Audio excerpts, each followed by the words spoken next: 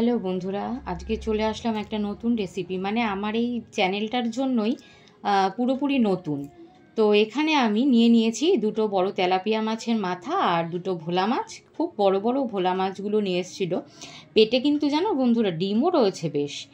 আর দুটো বোয়াল মাছের মাথা। এখানে বড় একটা কলা পাতা নিয়ে নিয়েছি। কলা পাতাটা কিন্তু খুব বড় আর এত সুন্দর নিখুঁত কলা পাতা, মানে আমি সত্যি খুব কমই দেখি এরকম, কেননা কলা পাতাগুলো প্রচণ্ড হাওয়াতে না ছিঁড়ে যায়। তো আজকে আমি খুব আনন্দিত যে পাতাগুলো ছেড়ে নিই। তো এখানে কড়াই বসিয়ে দিয়েছি আমি। কড়াইটা একটু গরম করে নেব, হাই ফ্লেমেই দেওয়ার ছিল।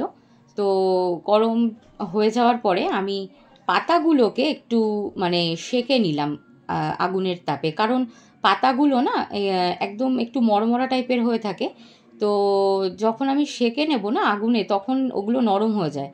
তো নরম হলে পরে মাছ পাতুরিটা যখন আমি করব না, তখন কড়াইতে খুব সুন্দরভাবে বসে যায় পাতাটা।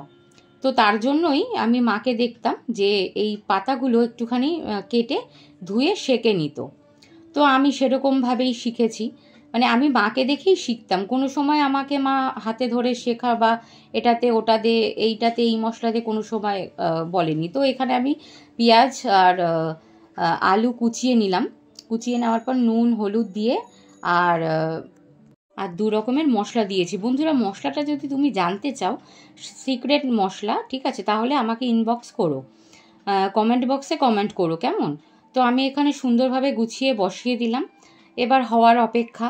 খুব টাইম লেগে যায় জানো তো, এটাই হচ্ছে সমস্যার বিষয়। খুব চটজলদি রান্না এটা নয় কিন্তু। তো এইভাবেই আমি পুরোপুরি বসিয়ে দিয়ে 1 ঘন্টার মতন আমি টাইম নিয়েছি। মাছ পাতুরি তৈরির ভিডিওটা আর দিতে পারলাম না। টাটা বন্ধু।